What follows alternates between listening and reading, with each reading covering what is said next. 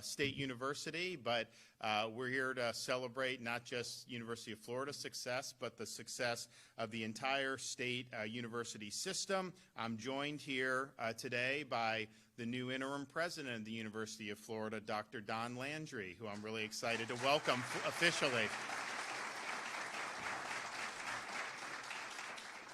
If you want to see somebody that's accomplished, look at his resume and his bio. You know, when he was selected and they put it out, it's like he did that, he did that, he did that. You just think like he shows up to Columbia Medical School. He's like 24 years old, having already earned a PhD in organic chemistry from Harvard. How many people are able to do that? And it meant a lot back then when they were doing that. So he's had a remarkable career navigating Columbia Presbyterian, Columbia Medical School, and I think that the University of Florida is very fortunate to have him here serving in the role as president. So welcome aboard. I know that you are doing great things. You'll continue to do great things. We'll hear from Don. We'll also hear from our new FAMU president, Marva Johnson, and so she's here, and I want to thank Marva. We'll also hear from our state university system chancellor, Ray Rodriguez, who's been in that role for a number of years and is doing a great job. And then finally, we'll hear from former Speaker of the Florida House and now president at New College in Sarasota, Richard Corcoran. So I'm excited to welcome you. And we have our presidents from almost every other university. We had a flight coming from South Florida with Jeanette Nunez from FIU and Adam Hasner from FAU. I guess the plane had some trouble, and so they're not going to be able to make it. But we've got our presidents from Florida Gulf Coast, Central Florida, North Florida, Florida State, University of South Florida. We want to appreciate all that you guys have done. You know, we've got a big football weekend this weekend. It would have been a little bit bigger had Florida State gotten it done in Virginia, but it's still going to be a huge game with Miami being so highly ranked, and then Texas coming to town here in Gainesville should be interesting. So I know a lot of Floridians will be able to enjoy those games, and hopefully we get a positive result. Certainly here would be really nice to be able to beat Texas in the swamp.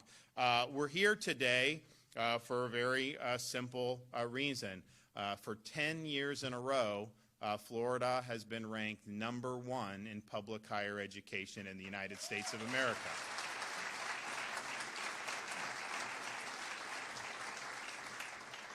And there's a lot that's gone into that, but maybe the thing that I'm most proud of is if you look at what it costs to go to our state universities as a Florida resident, the tuition is exactly the same as it was the day I took office. There's been no increases in tuition for our Florida residents. And we also, and I've been a big supporter of the Bright Future Scholarship Program. So if you're somebody who is a Florida high school student, Florida resident, and you get into the University of Florida, chances are, if you're able to get in here, you qualify for Bright Futures, or you certainly have a chance to if you meet some of the other non-academic criteria. And that gives you 100% tuition or 75% depending on the level that you're doing. So if you're a strong student in Florida and you end up here in Gainesville, for example, you know, it's very possible that you never have to pay anything for tuition. But even if you do, tuition is manageable such that you could work a part-time job. You really do not need to take out loans to go to our state universities as Florida residents. And in fact, right now, 77% of undergrads in Florida are loan-free. And that continues to increase year after year. One of the things that I really enjoyed being a part of, and I think we've done it now twice, we've had for many years now the Florida prepaid college program. And so you can start when the baby's born, right? You can pay in, you pay a little bit, and then basically when it comes time for Johnny or Susie to go to college, they're able to just go. The tuition's been paid for. And so it really is a good deal. But what happened was they were doing that, forecasting that there would be modest increases in tuition, right? I mean, and that's probably a safe assumption. Well, because the tuition has remained flat, they've actually refunded our prepaid families with money. So you did prepaid, you're getting a check back, and your kid can still go tuition free. So I was really proud of that. I know that that was something that was I think the first one was in like 2021 when you really started to see an inflation nationwide take off, and I think we did another one in the last couple years. But you're talking about a really significant amount of money that's been refunded to parents in prepaid. And I would offer you this to ponder. If a state like New York or Illinois or California was in a situation where they were sitting on that money, do you think that they would refund that to you? No, I don't even think we have to discuss that. So being able to afford a high quality education is really important, because we've seen a generation of students that have been saddled across this country with really, really debilitating amount of debt. And I think part of it was cultural. When I was going to school in Florida as a high school kid in the 90s, they were saying, you got to go to college, otherwise, you're just not going to be able to be successful. And we're proud of our universities, but we also have apprenticeships, state colleges. There's a lot of ways you can be successful.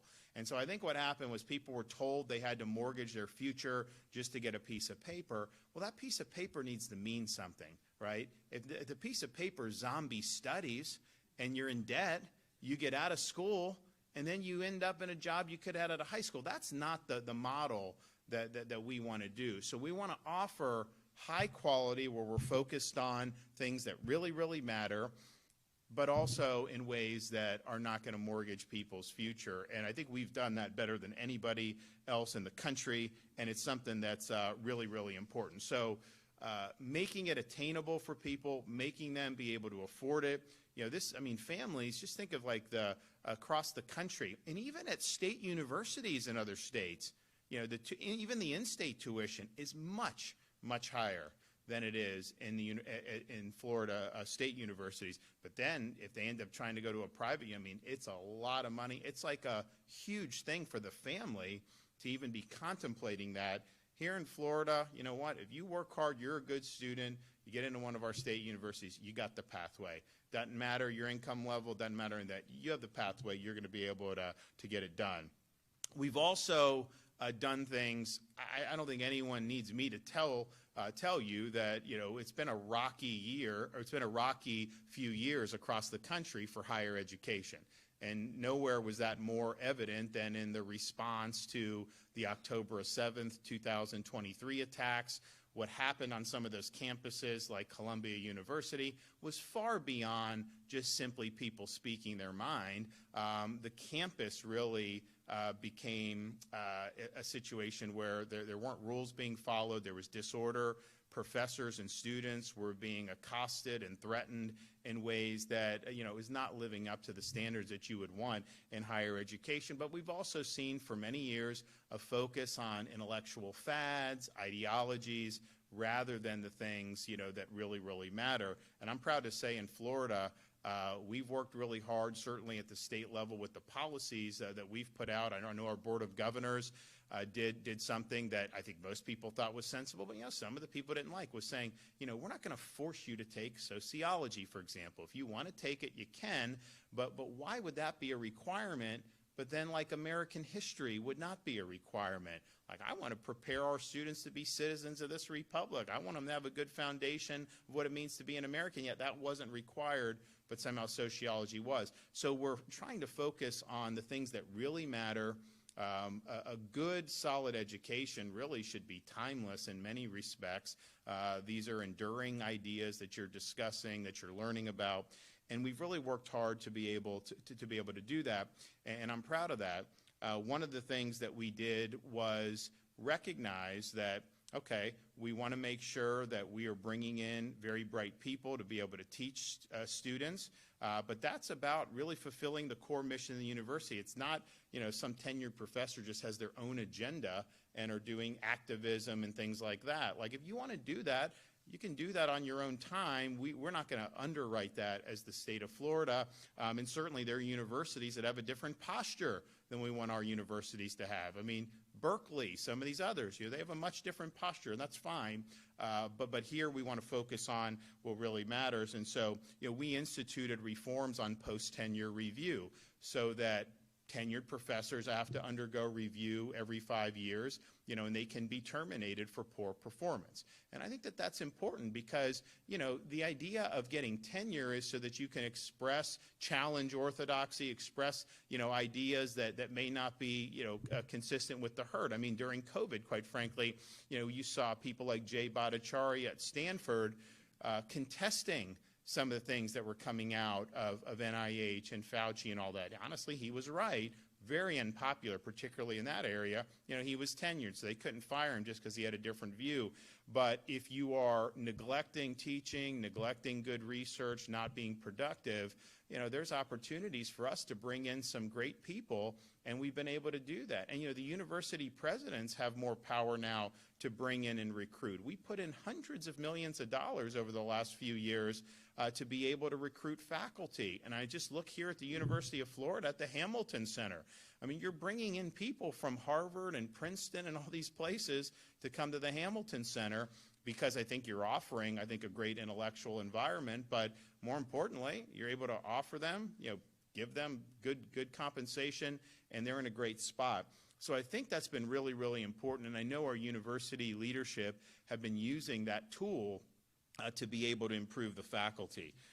We've also made sure that, and I think this thing like we've seen, so we have an institute at Florida International Adam Smith Center, and really it's, I think almost anyone that's ever been a head of state in Latin America that has any type of free market orientation has ended up speaking at the Adam Smith Center since it's been launched. You look here at the University of Florida, the Hamilton Center, as I mentioned, you're bringing in people from places that we would not have thought, 5 or 6 years ago that would have been doable. But I really believe that Hamilton, with what they've already done here, they're on their way to being the premier center for the study of citizenship, civics, and Western civilization in the entire country.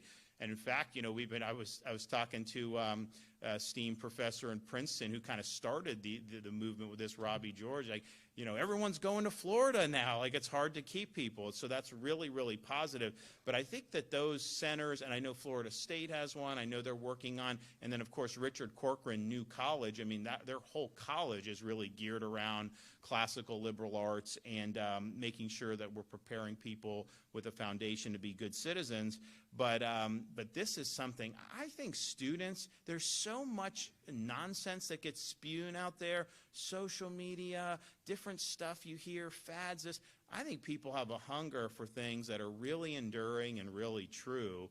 And, we're here with studying things like the Western canon. This stuff matters. It stood the test of time. So I think that's why these programs get a lot of interest from the students, because I think they kind of intuitively know, what, this really, really matters. This is something that's really significant. So I want to applaud everybody that's been involved in all of those endeavors. I think it's really, really important to be able to do that. So we have #1 system for higher education. And that's 10 years in a row. We have a record-breaking 7 institutions in the top 100 public universities throughout the United States of America.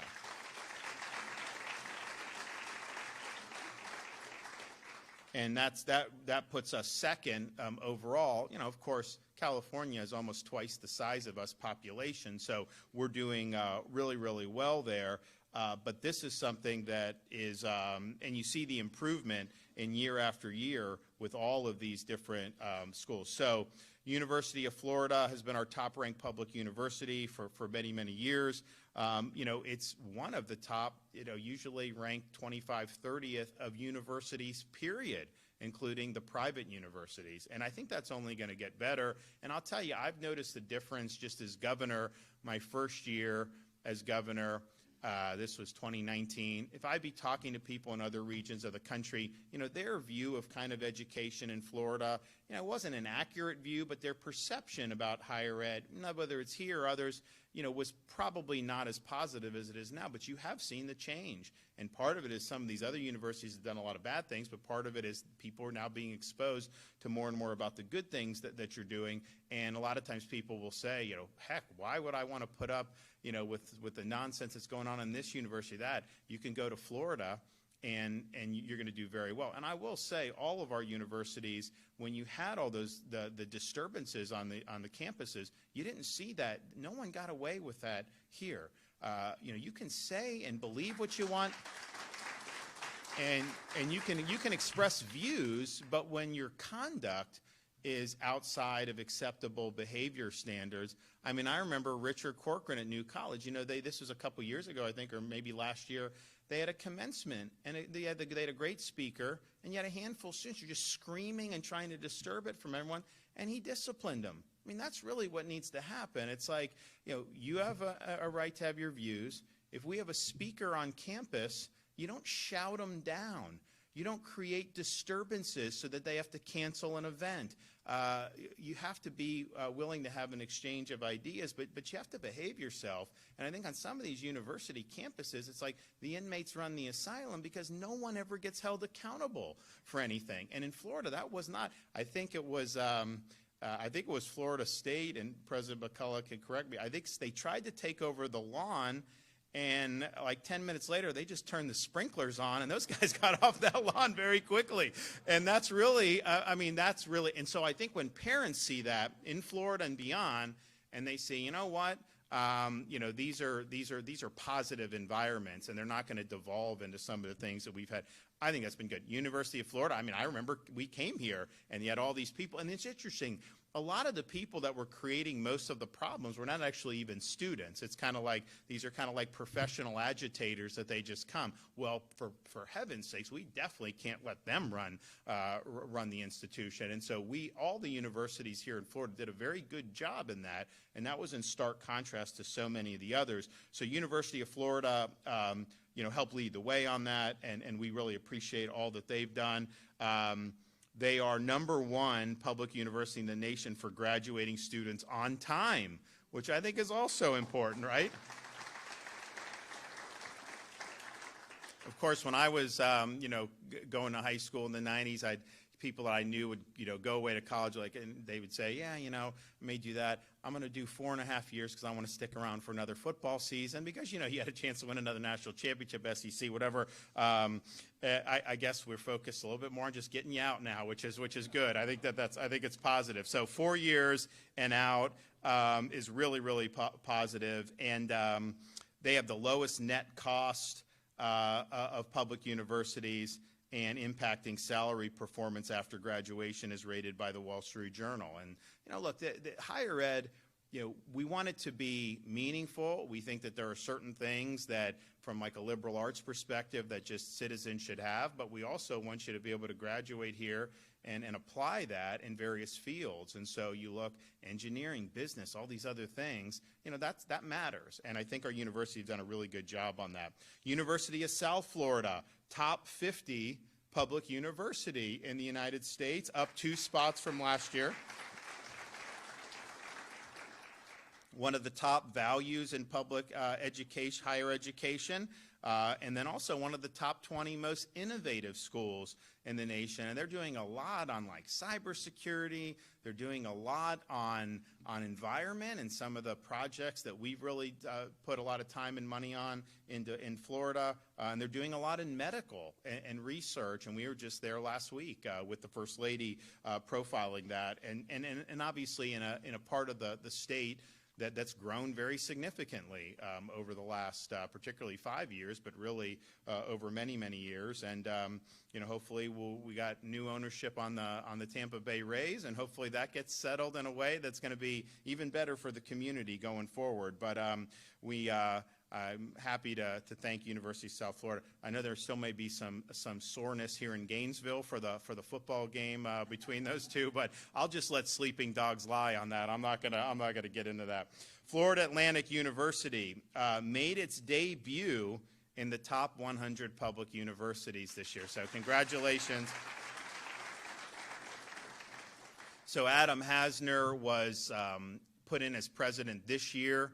I think he's doing a great job. I think there's a lot of possibilities for Florida Atlantic University. You know, that being in Boca Raton, that's in a county, Palm Beach County, that is really seeing a lot going on in that county. I mean, I think that the amount of wealth that's migrated there over the last 5 or 6 years is really unprecedented. They have an opportunity to capitalize on that and continue to provide even better educational opportunities for their students. And I mentioned Marva Johnson, who you're going to hear from.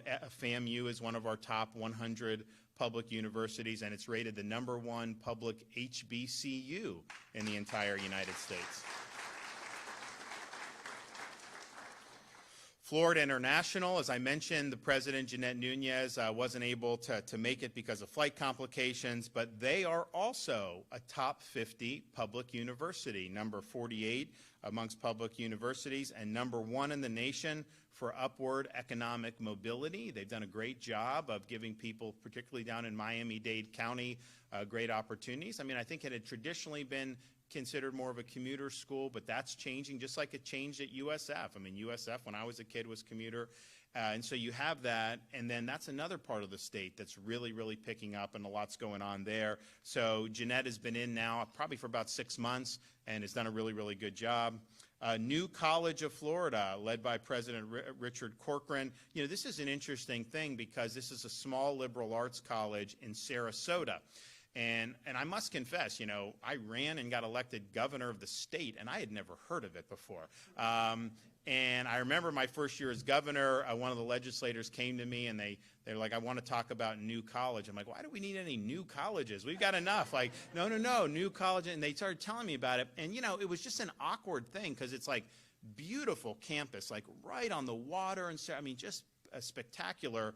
But it was in statute supposed to be our top honors college in the state of Florida, but they didn't have grades. It was like beatnik, very, very politicized, all this stuff. The enrollment had shrank, the test scores had gone down, and so, you know, we were in a situation where, okay, what are we going to do? So, you know, we overhauled the board selected Richard to come in and to be the president, and, you know, the thing is like, when it's smaller school, I think you can make changes more quickly. You know, he's made dramatic changes, and now your enrollment is as high as it's been in a long time, right? Ever. The highest enrollment ever, and the test scores are going up.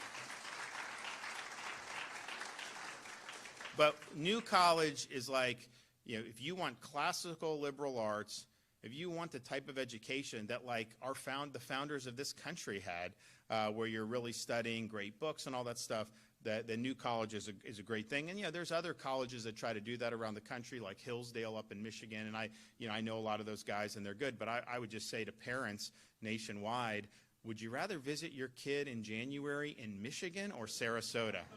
I'd rather visit Sarasota. So I appreciate everything that he's done. Florida Polytechnic, Devin Stevenson, #1 regional public college in the South for 5 consecutive years. #2 regional college among both public and private universities. #3 best value public schools in the South. And Devin was one of our state college presidents, and he's been there relatively short amount of time and has really helped pick that up, and it's been very, very good.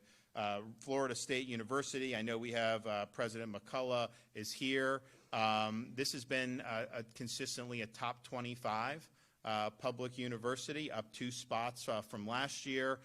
Number 13 public university in the nation for first-year experiences. And really, I think, you know, I just remember when I was growing up, you know, getting into these places was not really considered something that was difficult. It's not easy to get into Florida State or Florida for that matter. I mean, these are much more competitive, and you've got a lot of interest in doing that, and I appreciate everything that's been done. University of Central Florida, number 57 nationwide, up 4 spots from the previous year. I know we have President Cartwright here. That's another interesting opportunity because you're in a part of the state there in Central Florida where there's a lot going on. There's a lot going on in medicine. There's a lot going on in things involving defense and aerospace. They've got a great relationship with the Space Coast of Florida, feeding in. In fact, we were at the air show. They do an air show every 1 year in Paris, the next year in England, and they rotate. And governors go. I had never gone before, so this was the first year I had gone. and it's like every single company in the world that's involved in this space is there. It's unbelievable. But, you know, we were working with, you know, one of the defense companies, and they have like a pipeline from UCF, you know, into their operations, and not just limited to the Space Coast. I mean, they'll hire them all over. So that's huge opportunities. Those are really good jobs for that. And I saw one of my staffers, Grace, she came to campus here with her UCF pin on.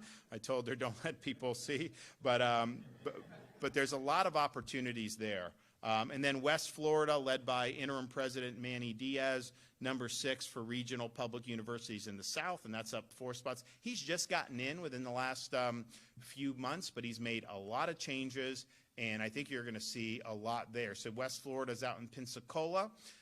Sometimes doesn't get as much attention as it should, but I think under Manny's leadership, you're going to see more and more. And they have a lot of opportunities, too. I mean, that's one of the best military communities in the United States of America, both for active duty and for veterans, and they have a lot of programs where there's a lot of great common cause there. So all in all, I think we can say job well done to everybody that's been a part of this. There's a lot more that we want to do.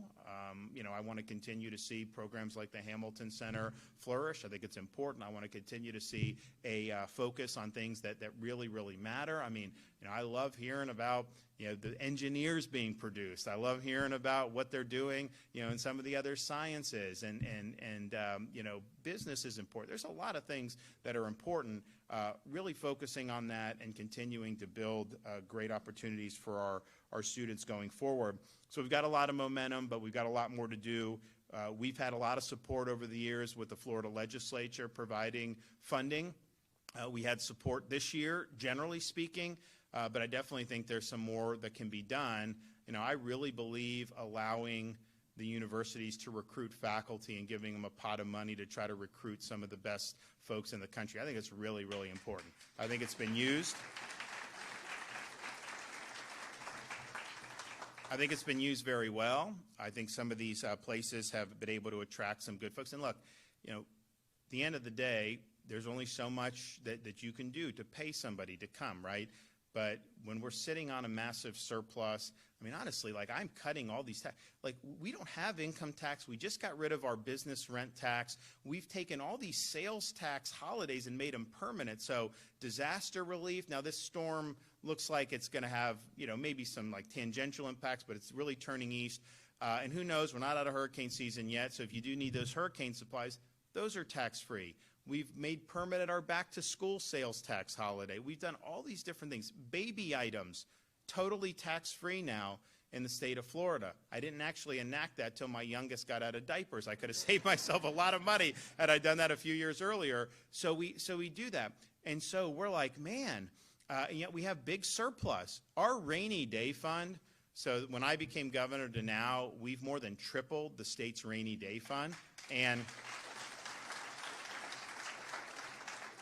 And that is, so we're now at the point where constitutionally we're not allowed to put any more into the rainy day fund. So you have a maxed out rainy day fund, then you have a lot of other surplus revenue, general revenue, trust fund revenue, all this other stuff, you know, that's there. And we've had, and honestly, we had such a big one a few years ago. We did more tax cuts. We did the road projects and accelerated those. You guys will see some of that if you're on 75 around Ocala where it gets bottlenecked. We accelerated. That's going to be done 10 years ahead of schedule. It wasn't supposed to be even started until the 2030s. It's like, do people want to sit in traffic for another 15 years? So they're working on that, and they're accelerating. We put billions of dollars. So we're happy to do that. But the point of it is just, you know, we're in great shape fiscally.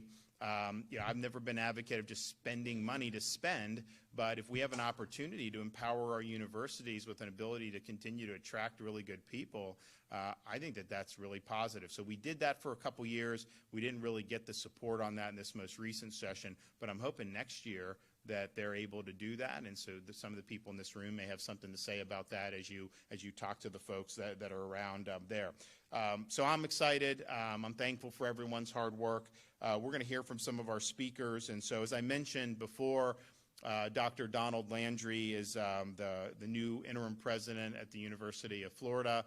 He was the dean of the medical school at Columbia for, I think, 20 years. He was the physician-in-chief at Columbia Presbyterian Hospital, which is a major hospital. And if you look at what happened under his tenure, I mean, massive increase in NIH grants, massive increase in ranking, everything.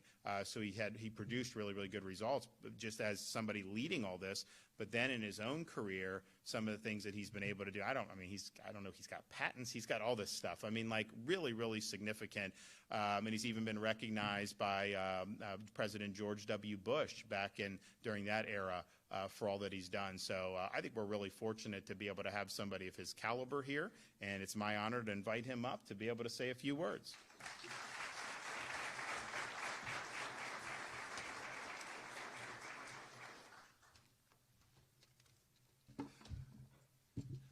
So Governor DeSantis, it's an honor to have you here. It's always an honor to have you at the University of Florida. Chancellor Rodriguez, good to see you again, and thank you so much for joining us. To my fellow State University System presidents, welcome. It's an honor to have you here. It's a deep honor to be counted among you. So, I'm new to this job. It's something like 28 days, 12 hours and a few minutes, but who's counting? The point is to say that I've contributed nothing to what I'm about to talk to you about, whether it's in the state, whether it's in my university. But then, again, I'm unfettered by the requirements for modesty, so I can, with a very full-throated effort, say that this state is nothing less than extraordinary. It's excelled beyond imagination under this governor. And it's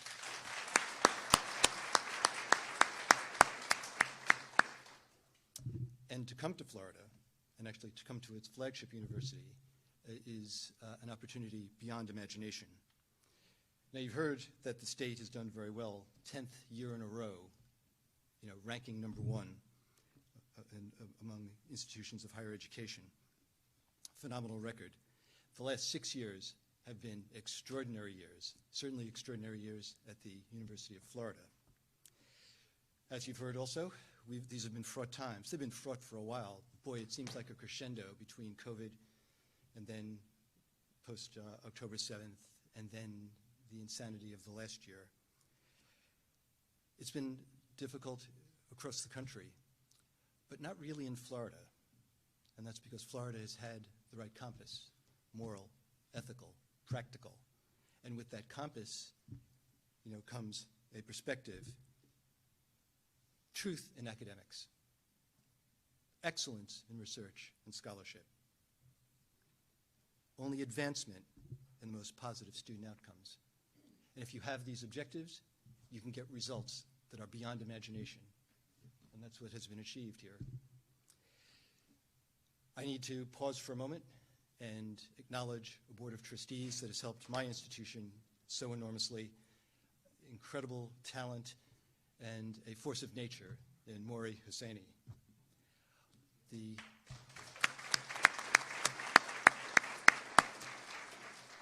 We have a good number of the deans of our colleges, myriad colleges, reflecting so many of the disciplines of human intellectual endeavor, completely as befits a land-grant institution.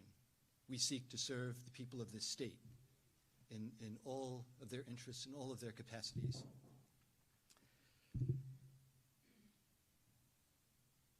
If you think about what has been accomplished at our university, you've heard about Hamilton. Hamilton is amazing. 48 faculty of the top quality, the highest quality, recruited in less than a 3-year period. We're moving up over the next couple of years to reach 70 or so. It's not a worship of numbers, but it's just a glimpse of the magnitude of investment by the state, investment by the institution, in order to do something exceptional, something that will be a beacon to the nation. Others have tried it, and it's actually failed and involuted. One could say strangled in the cradle. Okay? It's not going to happen here. It's not going to happen here because there is the backing of the governor, the backing of the legislature.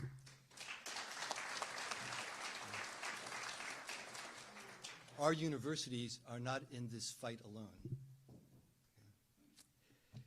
Now, AI. AI was just an idea, vague idea, back in 2013 when the University of Florida began an initiative. But it really gained power in 2020 when we got our first hypergator from NVIDIA. And we haven't looked back. Things have gone so well, 100 faculty, enormous numbers of grants. Okay. $800 million in grants over this period of time are attributable to AI entering the research and development process. Okay. An incredible advantage, and one that we have shared with the state, and we are now leading the nation.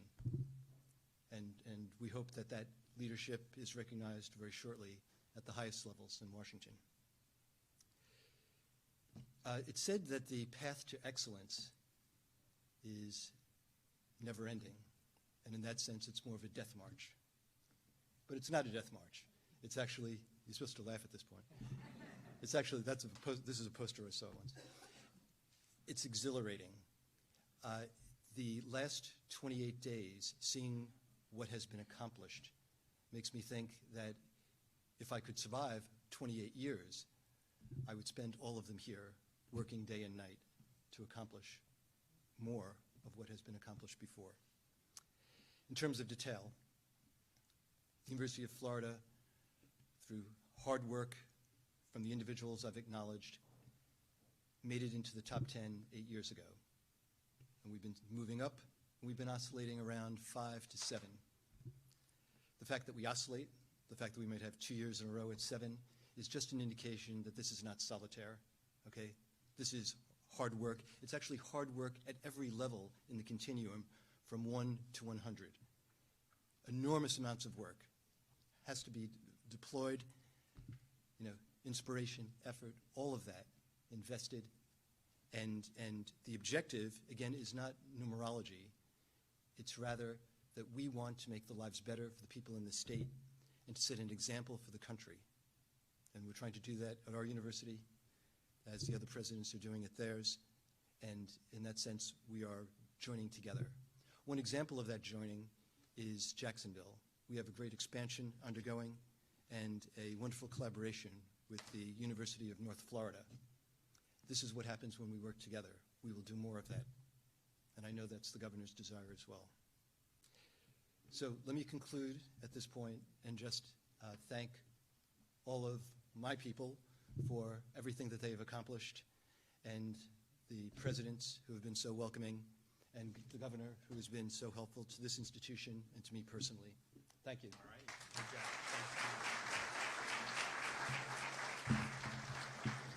Thank you. Okay, Ray Rodriguez, Chancellor, State University System.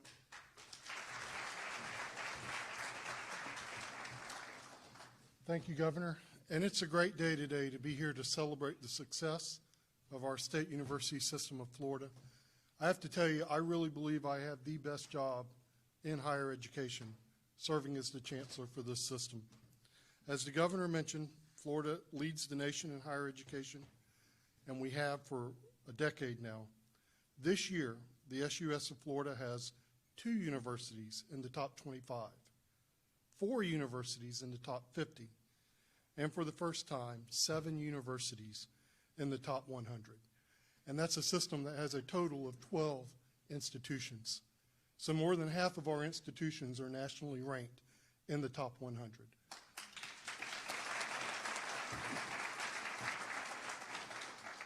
There's 4 things I think that have contributed to this that I want to share with you, because I'm not sure everyone is aware of these items. And they're important because they speak to the success we've had as a system. The first is our system is focused on academic excellence. One of the key things that has occurred in this state occurred 3 years ago when the legislature passed Senate Bill 266, which removed indoctrinating concepts out of our general education curriculum. It allowed us to take general education and use it for its purpose, which is focusing on academic excellence. Now, that was challenged with multiple lawsuits from faculty members in the ACLU who all contended that they had a right to indoctrinate in general education. And what I want to share with you today is last week, the last of the general education challenges was dismissed.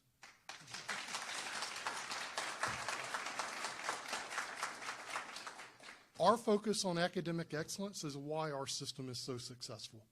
And we're the only state to have done that. The other states just don't have the stomach to take on the fight to clear this out of their general education curriculum. But Florida has led the way, and now we have shown it can be done. So let's hope others follow. The second, and I'm glad Senator Keith Perry is here today. Stand up, Keith.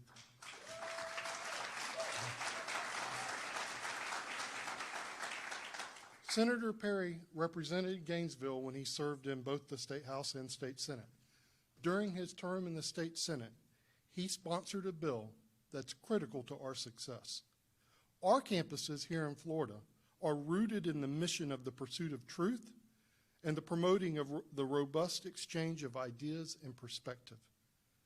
In the wake of the Charlie Kirk assassination, the National Review published an op-ed on September 15th by Stanley Kurtz that called on states to promote civil discourse by following the example of Florida.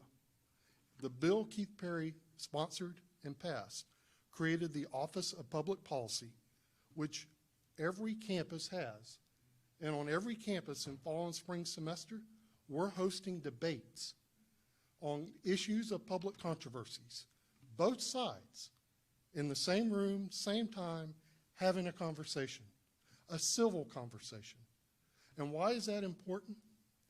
Because our students need to learn that words are not violence, and you don't need a trigger warning to hear something you don't like. We're doing that in Florida, and if anything, the tragedy of what occurred out in Utah with Charlie Kirk demonstrates why this is so important. So thank you for your vision on that, Senator Perry. Thank you to the presidents that have implemented that, and our students are benefiting from that on each of our campuses now. That sets Florida apart.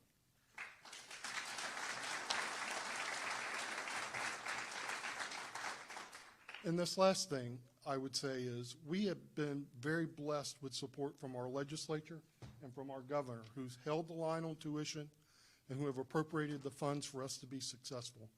But I'm going to tell you, our presidents have been great stewards of the money that the legislature has appropriated.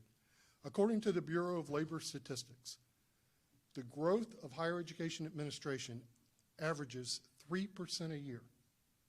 In Florida, for the last 5 years, it's been 0.2%.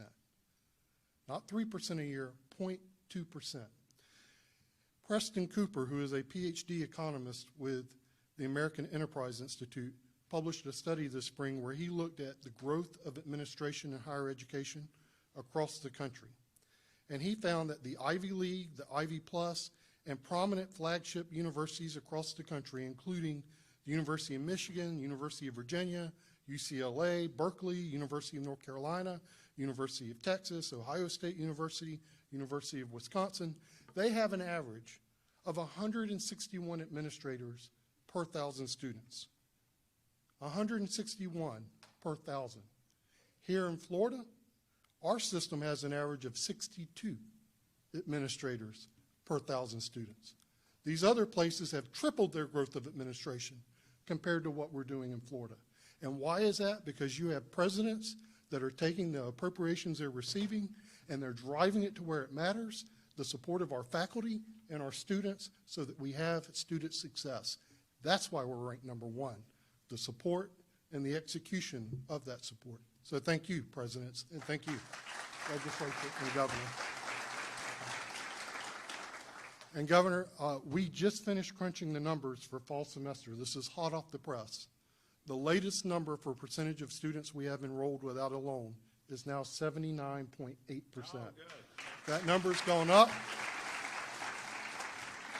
I've read nationally at other institutions, if you look at the national average, that number is 35%.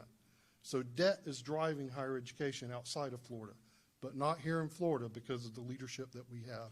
So thank you. Today is the day to celebrate.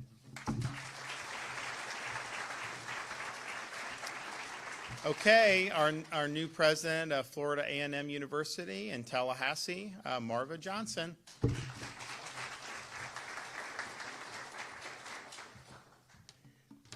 Like Dr. Landry, I also don't get to take credit for the outcomes. I am 60 days into my role, but I will profusely show my pride, not just in being a Floridian, but also in being a Rattler. So thank you very much for this opportunity.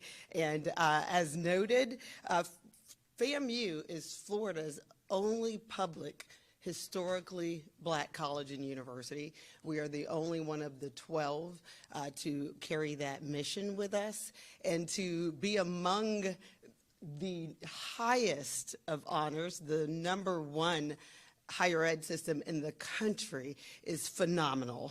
And what it shows more than anything is that our state is committed to making sure that we have collectively invested in every single opportunity to uplift families and to uplift our economy, and to make sure that we're delivering a world-class education that's accessible to all of our citizens. And at FAMU, we're building that momentum to ensure that every student, again, has access to a high-quality education, and that not just we're not getting an education for education's sake. When they leave and walk across that stage, they have a degree that immediately translates to opportunity, that they can walk into a job and be guaranteed that they're going to get more than a working wage. They're going to get a wage that is going to afford them a meaningful lifestyle and an opportunity to contribute to the growth of Florida's economy.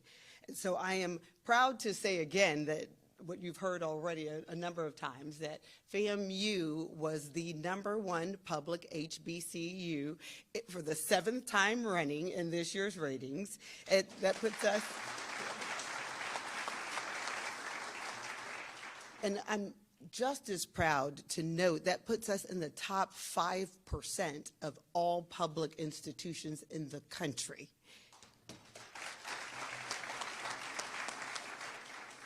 And when U.S. News evaluates the metrics for these rankings, they look at 17 measurements. And it's wonderful that our state and our leaders under Governor DeSantis and our state legislators have made the investment to make sure that our progress is clear.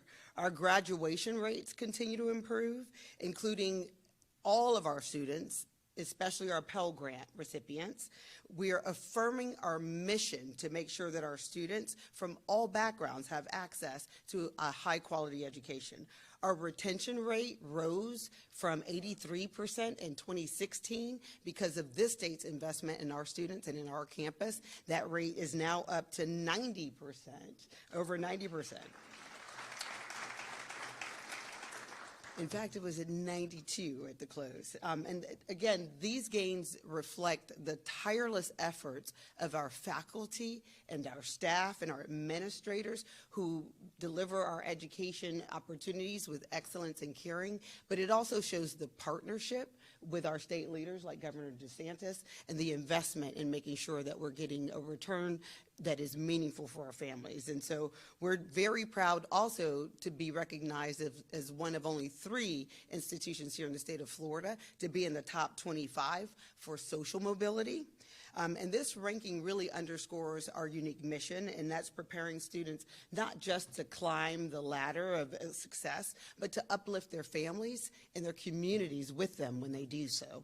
And that is the power of a FAMU education, and it changes the trajectory of the lives of our students and their families, their communities, and our state. And so our achievements, again, would not be possible without the collaboration and support and investment of our leaders, of Governor DeSantis, of our leaders like Chancellor Rodriguez, our Board of Governors Chair Brian Lamb, Speaker Perez, and Senate President Albright. And so as we focus on making sure that everybody understands the specific outcomes, because of these investments, we've been able to through our performance-based funding outcomes.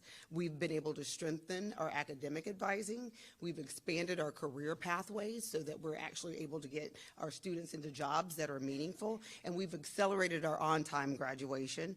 And again, these are real returns for our investment. So we're very excited about the opportunity to continue to grow and excel, and we would love for you all to think about FAMU always and to continue striking for success.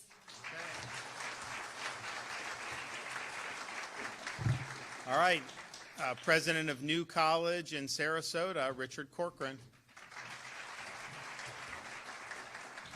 Thank you. It's an honor to be here with obviously an unbelievable, arguably the greatest governor ever in the entire nation. We have great legislators who just constantly help us in every aspect, and former colleagues like Keith Perry. So it's an honor to be here. It's also an honor to be with all these great presidents.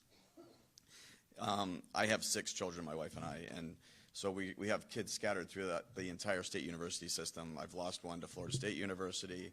I've lost 2 to University of Florida. In fact, my son just graduated from high school, the most recent Gator, and I would go to him all the time, and I think he was just trying to make me feel good. He's like, "Dad, it's between New College and University of Florida," you know. And then I would always ask him percentages. He's like, 70-30, and you guys were always 70. And then it got to the point where actually I was with the governor, and Florida won the national championship, and I called my wife literally on the way back, and I said, "We're totally toast." I mean, that's over. He's going to Florida. But it's amazing institutions. You have an amazing new president, just fantastic. I was sitting at the last Board of Governors meeting, which we hosted at New College, and Dr. Landry started speaking, and I was just kind of checked out, and then he started giving a speech, and then he started doing Q&A, and I started texting some of the other board members, like, "What the heck am I doing here? This guy's unbelievable." Just love hearing you speak, Dr. Landry. It's I think you just have that wonderful Steve Jobs understanding of the, Steve Jobs used to say that the intersection of liberal arts and technology, that intersection is what makes your heart sing. And that's what every student should be exposed to. And I think you just exemplify it in all your words fantastically. So it's an honor to have you on the president's list. But the point of the presidents, all of us, I think, I'm going to say, every single president, 12 universities, we've all come on board in just the last 3 or 4 years under this governor. And it's a remarkable change and shift, including the policy that he talked about, like 266. And if you don't measure something, people say you don't care. You got to measure it to care. And what has happened is, yes, these rankings matter. It's a measurement. And then you should see that measurement is fair. And I'll say in a second it's not. But what the governor did was, yes, the byproduct is this ranking, but it's the internal stuff. It's that stuff that's being taught. It's swapping out ideology and teaching kids what to think, first teaching kids how to think, and civics education and character education, all of those things, eliminating pernicious ideologies. The first state in the entire union to eradicate DEI was this state. It's still not being done. And everyone now recognizes it's a pernicious ideology that is rooted in detrimental things to our society, to say it nicely. That all started in Florida. When the governor does it, it goes to the other states. When the governor says we're going to have a core curriculum that's going to teach people that intersection between technology and liberal arts, understand the civics and our background, that goes like wildfire to the other 49 states. And if you look at, that's the most important part. Rankings are great, but that's the most important part, and that's happening regardless. And these rankings are amazing, and I want to tell you how amazing they are, because I think President mentioned that there's 19 criteria. The criteria is not fair. The criteria is really, I would say it to U.S. News and World Report, fix your criteria. When you say that retention, and honestly, I just saw him, so I got to give him a shout out. Dr. Cartwright has done a whole document on this if you want to see it, which is fantastic. But if you look at it, 20% of our ranking grades, it's the highest metric of 19. Some are as low as 2%, 1%, 5%. 20% is basically peer review reputation. So why all of a sudden, to Dr. Landry's point, we were 5 at University of Florida, and then 7, and now, why? What happened in the last 3 years? This guy has changed the ideology of higher education to say we're teaching how to think, not what to think. And we're being peer reviewed by people who think that's absolutely horrendous. And so you take 20% of our greatest peer review. If you take out the 20%, and I just want to say how wrong it is. Things like graduation rate, 16%. Retention rate, we need our kids to come and stay, 5%.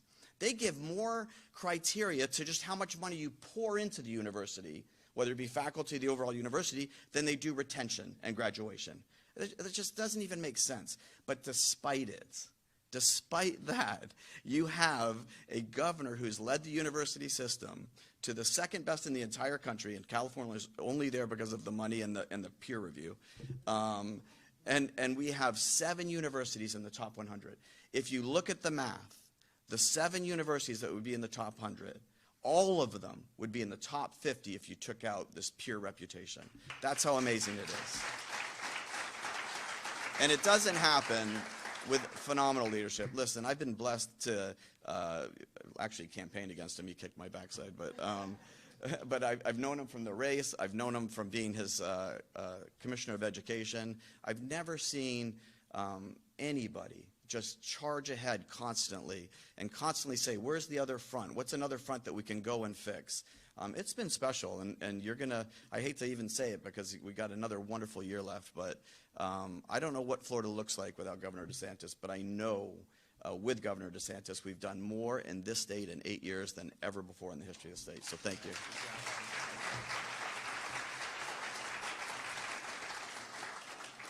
And I just echo one of the points Richard made. I mean, there's no question. So, now the DEI is on the, it's kind of on the outs, like nationwide, there's been a movement. But when we did that and said, wait a minute, we're not doing that in the state, that was like really cutting edge. We got a lot of blowback for it. And there's no question that Florida, 5 to 7 oscillate, but I think that's almost the entire reason why it went 5 to 7, just because of that, because the people that are reviewing that obviously are proponents of that. And so this stuff all works itself out. And so while we're here and we're proud to be ranked #1, what these presidents are doing, what our Board of Governors, Board of Trustees is also just recognizing that some of this stuff with rankings is fleeting. The job that we're supposed to be doing is to lay a rock-solid foundation for educational excellence. And that doesn't always mean you follow every trend out there. Sometimes you got to cut against the grain like we did on that. But getting that right and that foundation strong, that's what's going to make these universities be powerhouses 20 years from now, 30 years from now, 40 years from now. And so sometimes this stuff can be fleeting. You don't want to try to be something you're not just to try to chase a little bit higher peer review ranking. That would not ultimately be counterproductive. Maybe in the short term you'd see a superficial benefit, but you wouldn't be doing what really needs to be done. So just what we're doing is making sure that these institutions have meaning, that they're pursuing truth, and we've done a good job of it, but we want to continue to do more going forward. And then I'd also just like to thank the folks that are involved in this. I mean, obviously we've thanked the universities and the presidents that have been here, and that's where the rubber meets the road. That's really important. But we have a system where we have people that serve on our Board of Governors for the university system, raise the chancellor, but the people that are on there are volunteers. The people that are on our boards of trustees, including here at the University of Florida, are volunteers. Chairman of the board here, Maury Husseini, puts in a lot of time on this, just like all these other board members put in a lot of time. And if you look across the boards that we have here at UF, the other universities, the Board of Governors, we've got some of the most successful, accomplished people in Florida that are willing to serve in these roles. And for really, they're not getting a paycheck. A lot of them don't need a paycheck, but like they're not getting that. They're just putting a lot of time in. And I think when you're somebody that's done great and you've got a lot of irons in the fire in your life, you're very successful. The most significant resource you have is time, and how you choose to apportion your time. And we've got a lot of people that have apportioned a lot of time, Maury on down here at Florida. I always see the folks, Peter Collins, who's the FSU chairman, always in Tallahassee doing stuff. I know Will Weatherford at USF puts in a lot of time. All these guys around the state do a really, really good job. And so that's volunteer. That's them just wanting to make these universities better and the state better. And so we appreciate what they've done to be able to do all that. And so I'm excited, but I'm less excited about crowing about number one than I am about what this means for the future. And I think we've got a lot of momentum, particularly here at University of Florida. So I'm happy to take a few questions in a second, but I'll just say, for those of you who are going to be in Gainesville on Saturday, say hi to Arch Manning for me. We'll see how it goes. Got any questions? Yes, ma'am. Yep. In a few months, you're going to have the opportunity to appoint some new governors to the Board of Governors. Given this success over the past 10 years, what do you be looking for when you make those appointments? Well, I like to see people that share the philosophy of what we're trying to do, and understanding, our vision for what a university should be, which, by the way, when you're talking about state universities, yeah, the tuition's so low because we support it at the state level, and we're happy to do that. And they raise money too, but these universities must serve the best interests of the state of Florida.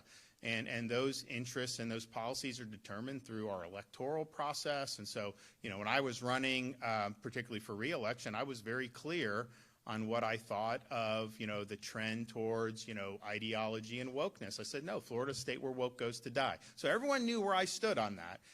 We went to the voters, and we obviously won very significantly. So just understanding our vision and being willing to implement that vision, which honestly, the vast, vast majority of people, when our universities were making sure that the Hamas stuff wasn't intruding, or that there weren't the riots or any of the disturbances, that's like 90% of the public doesn't want to see that stuff on college campuses. It isn't like, we're just kind of doing this willy-nilly. Most people understand focusing on the things that really matter. And look, some of it is, there are certain things you should be learning at a university that, like, James Madison was studying when he was at Princeton back in the 1700s. But then there's other things, and Dr. Landry mentioned, I remember when NVIDIA gave the supercomputer. NVIDIA is a lot more wealthy of a company today than it was when they gave it. They were successful, but they've done. So you now have, what irons are in the fire in terms of artificial intelligence. And you hear different views on, some people say it's going to, be the end-all be-all. Some people say it's more of a bubble. Some people say this. But one of the things I think we just have to be mindful of is the ability to make sure that the education programs, and some of that will be primary and secondary, some will be state colleges, some of it will be here at universities, that we're nimble enough to be relevant to some of those changes. I was talking to someone that's pretty knowledgeable, and I was like, this AI, is because the equity market has been fueled by this, right? And a lot of people say when it goes up that much, if they're not monetizing it, could come back down. And basically he made the point, he's like, listen, how significant AI is going to be is up for debate. It does do things, but then it requires more work from humans and all this stuff. So we'll see how that shakes out. But when you have a lot of attention and resources going into R&D and things like that, there could be something that comes out of AI that really isn't what anyone's thinking about that could end up being revolutionary. So we need to just be mindful of that, and we need to make sure that we're doing it. But I think the folks that we have on the Board of Governors now, so Brian Lamb has done a great job as the chairman, of the board. I don't know if he's staying on to do chairman again, but obviously I've been supportive of him. We'll be supportive of him going forward in any of his endeavors. And then we've got a lot of folks on both the BOG and on our state university boards, that have done a really good job. And so we're fortunate. We've got a lot of talent to draw from in Florida, and some of the folks are people like Brian, who grew up in Gadsden County, where probably 90% of Floridians don't even know where Gadsden County is, right by Tallahassee. He grew up there, and now he's higher up at J.P. Morgan in New York City, and he comes back down and does this because he cares about his home state. We've got other folks who, born and raised here, work here, live here, who went to these universities, now are being a part of it, and that's great too. But then we've also brought people in from other states, and some in the legislature didn't like it, but we brought subject matter experts. So like New College, Richard has people. We brought what is he, the dean of Hillsdale College, Matt Spalding? So the dean of Hillsdale, which they have a good relationship with, is on the board for Richard at New College. We've got some of the people that led the fight against some of the indoctrination on the board at New College. And so it's really been, I think, an interesting mix in terms of how this has all worked out. Yes, ma'am. My name's Kyrie. I'm a reporter with Fresh Take Florida. While we have you here, I want What is that? Fresh Take Florida. Okay. It's a news service based out of the University of Florida. Oh, cool. Okay. Yeah, we publish articles all across the state. Okay. But I wanted to ask you about your plan to employ the Florida National Guard as immigration judges and kind of how that's going. So I think most people know when you're talking about interior enforcement of immigration, and we see it, there's just a lot of bureaucracy that gets attached to that and it's federal when the administration wants to do that.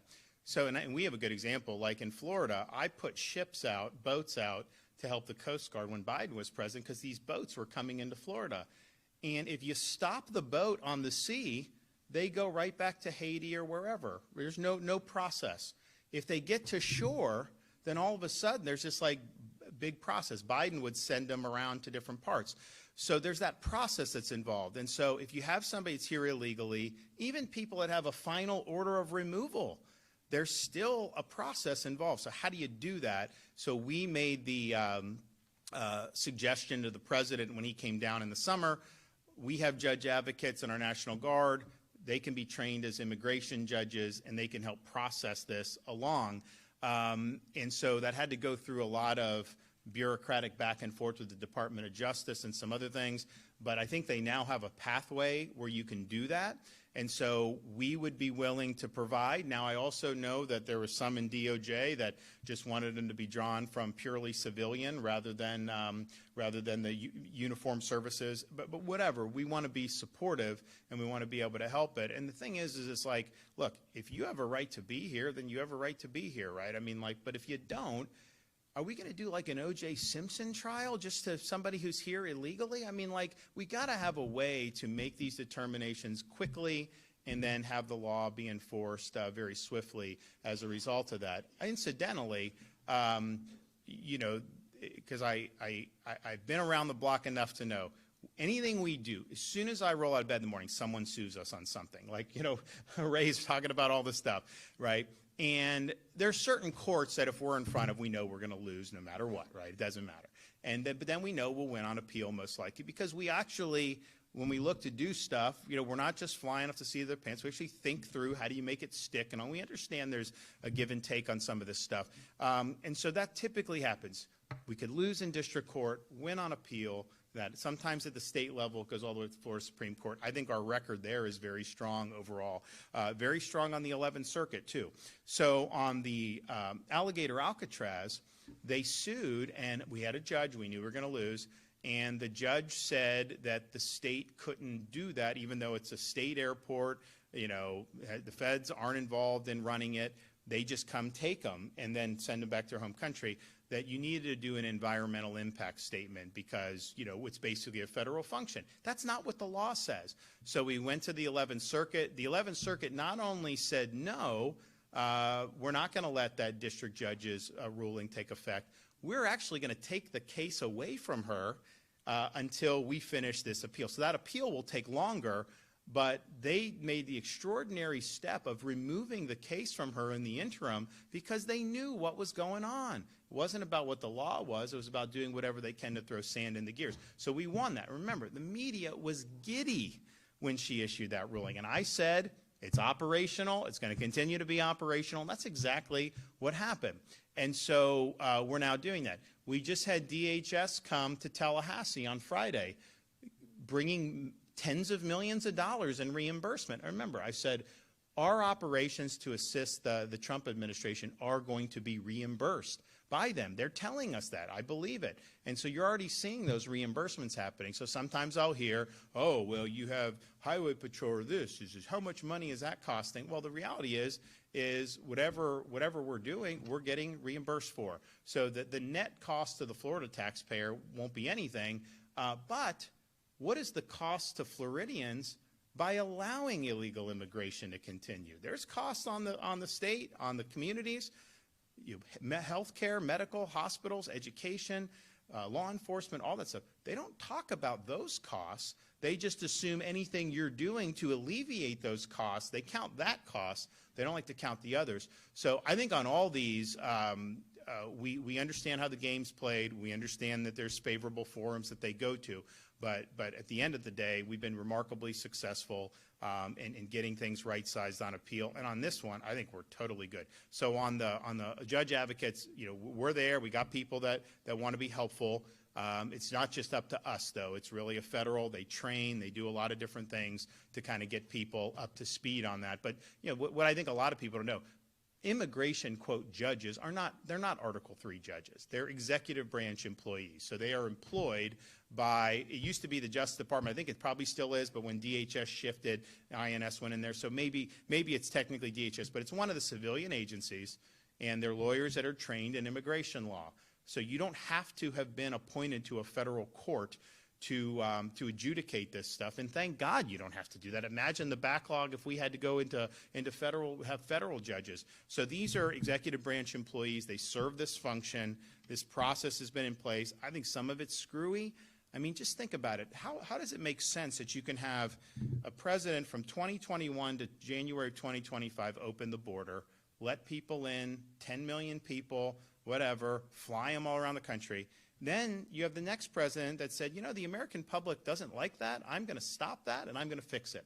And that president comes in, and to fix it, it's like you got to go through every lawsuit every single day. And so it's a one-way ratchet. They can let in, and then they want to make it so that it's hard to repatriate. And if that happens, then you can have that border be secure, which they've done a good job of doing, but it's just going to continue to be an issue. So I think it's important that the laws are enforced. And I can tell you in Florida, I mean, they'll do these, like Grady Judd, the sheriff in Polk County, great guy. He does these big busts of these child predators, and like a third of them are illegal aliens. It's like, why would we want that to be happening, in our communities? And so there's a lot of issues here, but we've been leading on it, and we want to make sure that the state upholds the rule of law and is safe for everybody. Timeline of when these judge advocates would be trained. I understand from kind of like documents it says 6 weeks. Have they already? So yeah, so basically, the initial training was not very quick. Let's just put it that way. And our position was like, listen, we got to get going. So they have streamlined the training. I don't know exactly how long, whether that number's right, but I do know it's weeks and not months. And people are going to have an opportunity to go through the pipeline and get smart on this stuff, and then go from there. Yes, sir. Elliot Tritta with the Gainesville Sun. So Florida CFO Blaise Ingoglia said that DOJ team found $80 million in excessive spending in Alachua County on Thursday. I was wondering if I could get your response on that. Well, Blaise Ingoglia is a very hard-charging chief financial officer. You guys, the taxpayers, you should be thankful that he's there. He's really doing a good job. And, the reality is just, and this is not unique to Alachua County, although I will say, as local governments go, yours is a little interesting compared. It is what it is. It's just you can kind of tell with the dynamics that's play. But we've just in a situation where, because we've seen an increase in property values, an increase in people moving to Florida, which I am not asking for, because honestly, we've got a lot of people, and so I'm not saying please move. Because, you got to kind of get sea legs on some of this stuff. But the reality is just, especially during COVID, we were the refuge, right? And so people chose to do that. So people had homes that maybe they bought in 2010 for $300,000 that are now being appraised at $800,000. Okay, well, they didn't sell it for $800,000, but they're being told it's worth so much more. So even if you have a homestead protection, you're going up 3% a year, like clockwork. And then, heaven forbid, just think if you had somebody that gets recruited to come to the university from another part of the state, they sell a home they want to buy, well, that tax base is going to be a lot higher. So then you end up having to pay property tax at this much higher valuation, and that's pinching a lot of people, which is a problem. And so I'm somebody that has been, very clear. I don't want people to be driven out of their house because of property taxes. It's ridiculous that would be happening in this state. So our vision's very simple. The local governments, we don't get any revenue from property tax. We don't administer property tax. It's a local function. We need to deal with it through a ballot initiative, which we are working on and we'll put on the ballot in 26. So you'll have an opportunity to vote. But my vision is, if a local government, wants to tax the commercial stuff, they want to tax snowbird properties, Airbnbs, whatever, that's one thing. But your personal residence, as a homesteaded Floridian, we want you to own that tax-free. And I think that'd be tremendous if we were able to do that. Now, to get there, people are going to say, well, if you now what some people are saying is saying, like, if you eliminated everything on everything, like, look, if I were starting society from scratch, I would not tax property. I would tax consumption, but that we're not there. So we got to work with what we do. How do we get Floridians, this protection and this relief? And so you look at the local governments. What has been fueling the increased spending has been the rising receipts. Now, some places raise the millage. Some places just leave the millage alone. But the problem with leaving it alone is people are paying more as a result of that because they're valuing it higher. It's like an unrealized gain. It's one thing if, like, I buy something at the store and you pay sales tax, okay, then I buy the same thing 2 months from now, and if the price of that good went up, then maybe I have to pay a little higher. But these aren't transactions. They're just telling you your property's worth so much more. And what goes up does go down, by the way. There are a lot of people that had high valuations in Florida in 2007. Then you fast forward a couple years, 2010, those valuations weren't as good. And so these things just happen. But one of the things I think we've seen is a big explosion in spending at the local level. And I'm all for saying, schools, public safety, fire, police, the water management stuff. I mean, the core things we support. But you can do that without having a 60% in, like Broward County down in South Florida. No population increase in the last 5 years. Their budget's gone up 60%.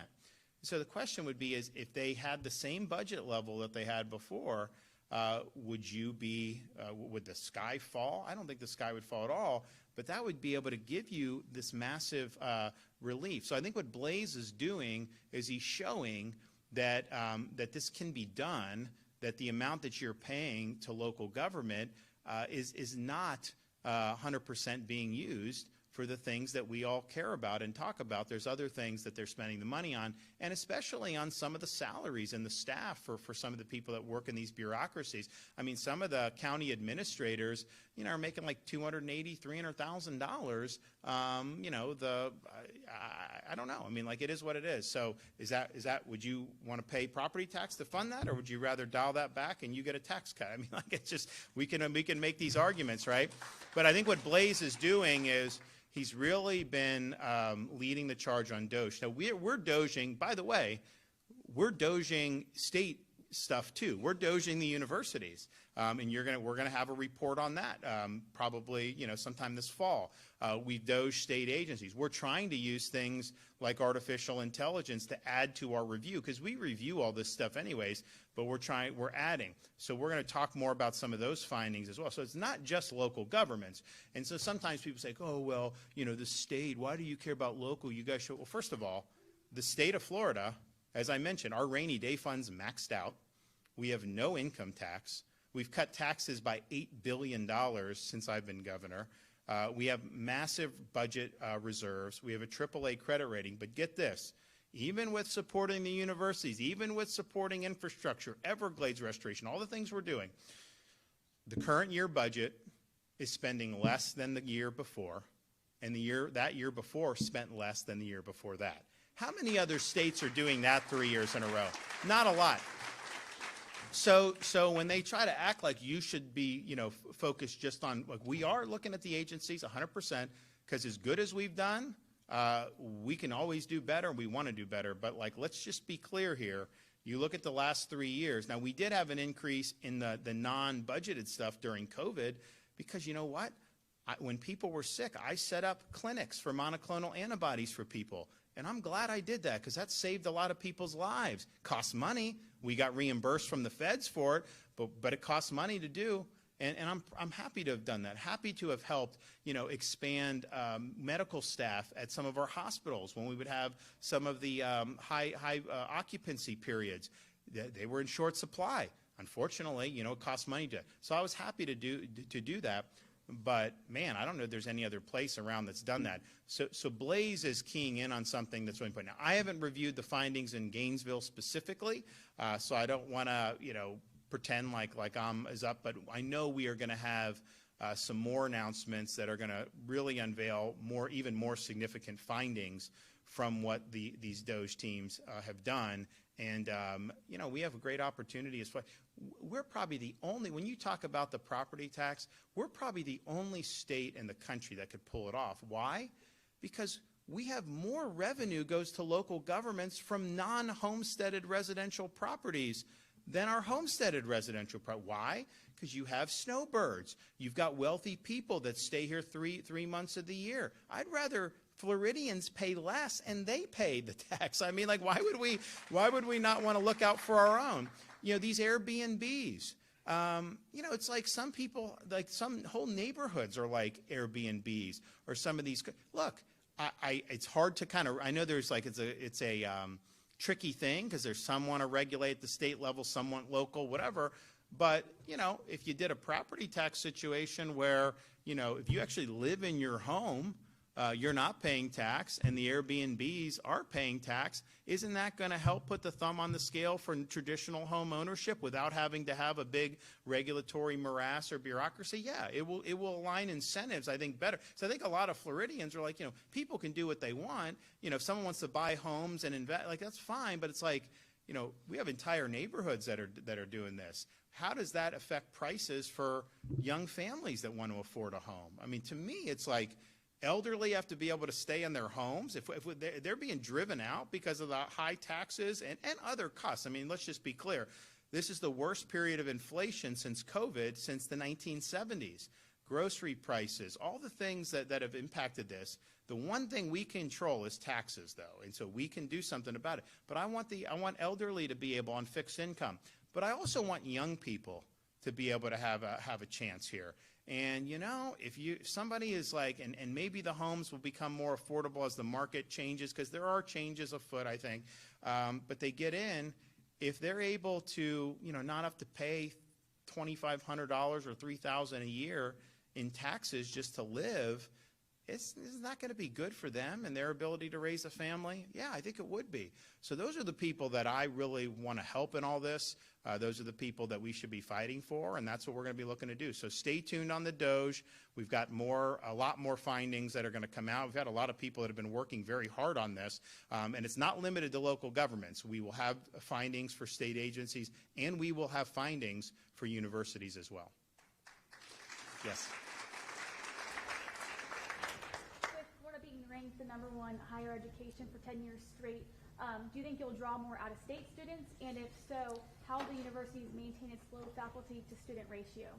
So the question is on, because the rankings have been high, what about out-of-state students? Well, we have 90% of our undergrads are Florida residents, and we're gonna keep it that way. I mean, I think that we want to attract other students from other states who are very strong academically. But what I don't want is to, just kind of miss the mission. Like the mission of these universities is to give the people that are here and raising their families an ability to send their kids to a top flight university. And so I think it's good that we have that. I know there's discussion about can you tweak it here or there. All I could say is the out-of-state students, it's very difficult to get in here as an out-of-state student, certainly for Florida, because I've looked at those numbers. But even with out-of-state tuition, it's still very cheap. I mean, and I've said, all I care about is the in-state tuition for Florida residents. Like, if a university does want to charge more for out-of-state, that's separate because I'm protecting our people. But even with that, it's less, much less than private universities, not even close. So I think it's a good bargain for that, and I think we're able to attract some really good students. But I don't anticipate us, seeing a radically different apportionment of the student body. I think we're going to have, roughly 90% are going to be Florida residents. That may change a little bit in the graduate programs, but certainly for this, I think is appropriate, and I think a lot of people have benefited. And what's happened is, it used to be if you were like a really top performer here at UF, where would you go? You'd go to like Atlanta or Charlotte or some of these places. Now, New York. Now, Miami, West Palm, Orlando. There's more, Tampa. There's a lot more opportunity, I think, in Florida because of how our economy has come around. Yes, tourism. We've obviously had a big agriculture component, and this university's been a part of that industry for a long time.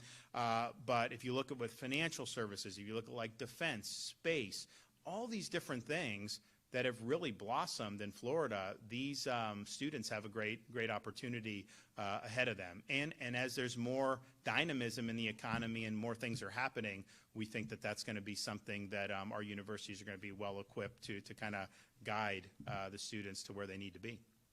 Yes?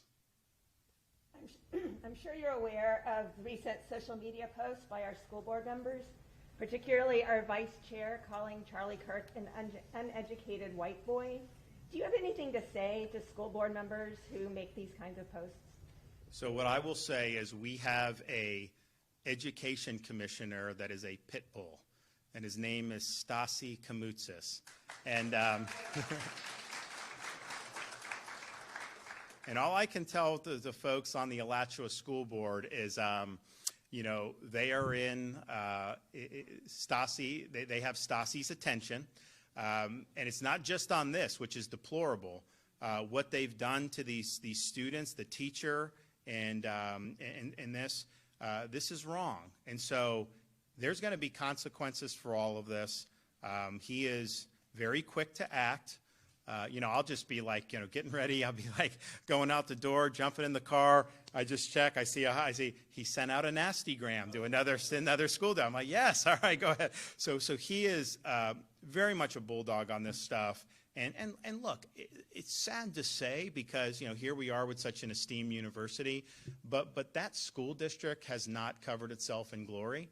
I think that they've just, it's like they're in a different world. Like, you're a school board, but you're in the state of Florida, okay? You're not a school board in Oakland or Berkeley, okay? So, we have standards. We have certain things and rules and regulations that you have to abide by. I know that one teacher is going to be held accountable, and I know that there's going to be more, that happens. And here's the thing on the Charlie Kirk, because, Charlie, when he was 18, was beating the bushes in Florida. I met him when he was 18, and he was in Florida a lot because we had a lot of people here that were generous to support his initiatives, and he even lived here for a time. And I think he went to Arizona because he met his wife, but he was in Sarasota for a time. So I got to know him. I got to know him pretty well. But he really relished going to these college campuses and trying to bring ideas to those campuses that may not necessarily get a fair hearing usually, and that's certainly true in many parts of the country. And so he was doing that, and he did it with a lot of vigor and a lot of passion. He really believed in what he was doing. And shouldn't we want these students to be? He would take questions from all of the hostile students, and then he would answer, and they'd go back and forth. What I found in just because he's honestly a lot more popular now because people are watching his clips since this happened. And what I found is, the students that would challenge him, had a superficial understanding. They were just parroting talking points, whatever was kind of cool to say amongst a little clique. The minute they had their assumptions challenged, they melted. And so what Charlie was doing was really kind of exposing why it's important that we have robust debate. You need to graduate from our universities where your assumptions have been challenged. And if it's all just kind of, party line, trying to indoctrinate a certain worldview, and you never have anyone push back on that, you're not going to be well suited to get out, in this world, unless you're in a cocoon for the rest of your life. And there are some areas where you may be able to do that, but that's not for most people. So he really showed that, and you didn't have to agree with them, okay? But I mean, a lot of Americans do, right? It isn't like he's representing like 1%. I mean, there's tens of millions of people in this country, you know, that agree with his overall philosophy. And so to see somebody go through, I mean, say they don't like him, they don't like his views, set up on top of a building and assassinate him, that is taking the intellectual intolerance to a level that we have not seen. And I think it really crossed a very serious line in this society. I think that's part of the reason why it's become, it really got so much traction with the public. And as I said, there's people watching his videos now who probably didn't even know who he was prior to this happening. And I think it's because people are just horrified at the idea that, you know, you're out there, you're answering questions, you're having good faith debate, and someone's response to that is not even to just shout you down, not even to just create a melee so that the event gets canceled, to actually assassinate you. That was a dark day for this country. Now, in the aftermath of that, it was really troubling to see people, like, because, you know, look, if Antifa is celebrating his assassination, you expect that from, like, the very far left. But to have teachers revel in this across the country, to have nurses revel in this, to have people that are, you know, in major arteries of our society expressing glee that he was, that was really a gut punch. That's saying we've got some problems. And so some people say, well, you don't have to like Charlie Kirk, free speech. Yeah, you don't have to. Are you allowed under the, are you going to get put in jail because you celebrated his assassination? No, you're not going to get put in jail on the First Amendment. But can we as a society and me as a governor look and say, you know what, I've got young kids. Do I want a teacher in the classroom whose response to that is to glorify it and celebrate it? No, I don't want that person teaching our kids. And we have a right to make that clear.